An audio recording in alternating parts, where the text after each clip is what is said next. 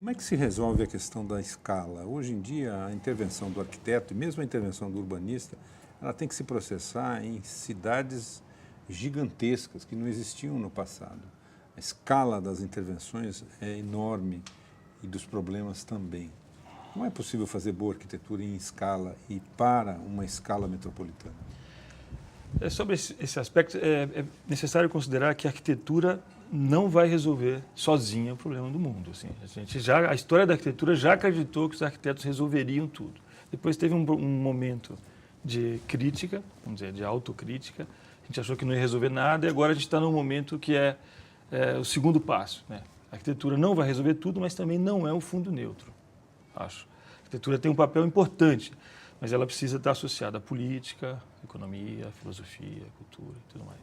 Então, acho que a gente precisa ter algumas possibilidades, algumas coragens. Nós não fazemos mais grandes planos, grandes intervenções, grandes projetos. Assim. Não se tem mais urbanistas como Pérez Maia, como Mello. Quer dizer, a gente tem que voltar. Uma figura de linguagem que eu ouvi outro dia que é bonita é a seguinte: para se fazer cirurgia, vai ter sangue. A gente vai precisar voltar a ter coragem de fazer cirurgias na cidade para corrigir algumas coisas que a questão, né, da escala proporcionou. Toda a produção da arquitetura moderna foi feita desde os pioneiros, 1920, 36 e até hoje, na contemporaneidade, não, até a década de 60, quando Brasília foi construída, foi realizada no período em que as cidades brasileiras eram províncias. E, portanto, eles tinham aquele caráter provinciano. Não existia ainda a verticalização e o grande número e tal. Hoje, a evolução da arquitetura é diretamente ligada, como eu já falei, à evolução da sociedade. Hoje nós nos defrontamos, e especialmente São Paulo, que é o maior exemplo aqui no Brasil, de uma escala metropolitana. Então, o grande desafio para a arquitetura brasileira daqui para frente é considerar a escala metropolitana, que implica num grande número, num adensamento, numa verticalização e numa superposição de funções urbanas, que dá uma atividade urbana permanente que é desejável em todas as cidades. Por um lado, a gente vê que realmente a escala aumentou, mas, por outro lado, ela parece que não permite hoje o que era muito permissivo antigamente, que eu chamava de arquitetura de terra devassada. Você simplesmente passa a régua e coloca ali seu objeto arquitetônico, meio iconográfico e tal. Hoje, as relações entre as inserções são muito mais complexas.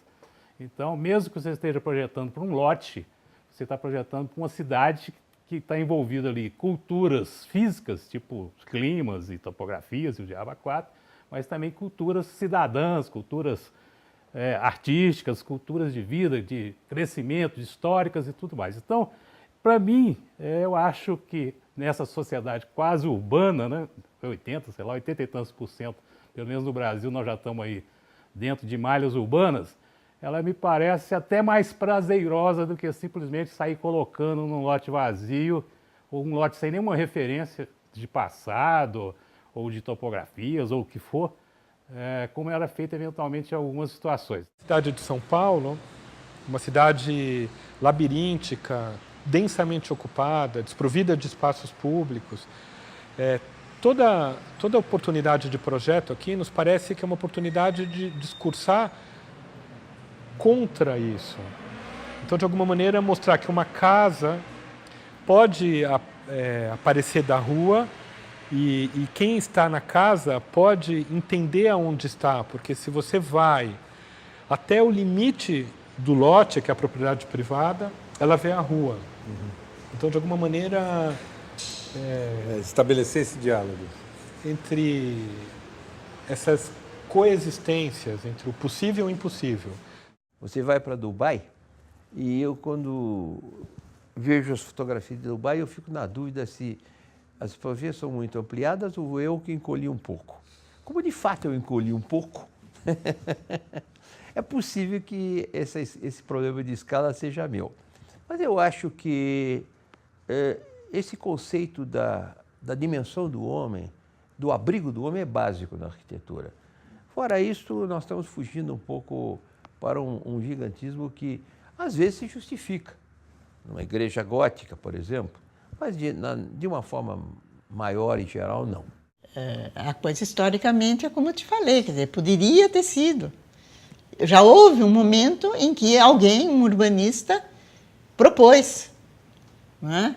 Mas as forças que não são ocultas, né? As forças evidentes forças econômicas que dominam os governos, né? Deturpam. Que o urbanismo é arquitetura em espaço expandido, né? O urbanismo, no meu modo de pensar, ele é referência da arquitetura, a arquitetura o refere e é referido por ela.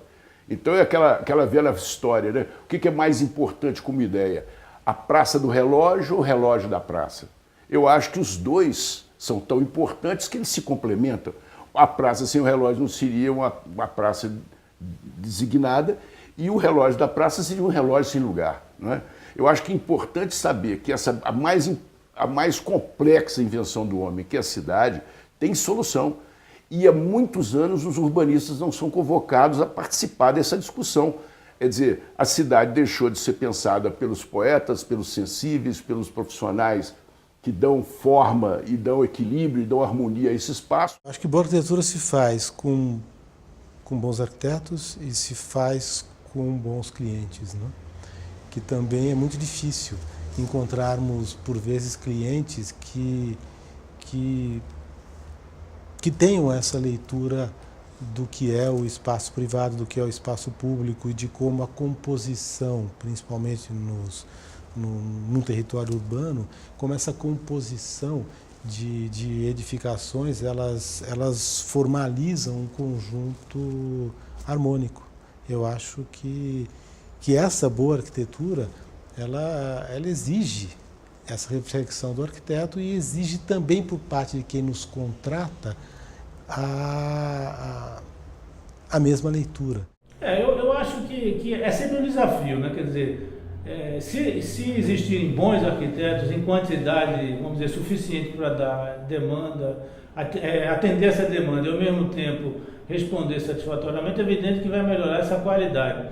Mas nesse desafio da quantidade, a arquitetura tem bastante dificuldade, principalmente porque entra num campo que não é só mais do arquiteto, quer dizer, que também entra a figura do urbanismo, né, do pensar a cidade, de ter um projeto de cidade, toda uma questão cultural e social, econômica, que também faz parte desse escopo nosso profissional.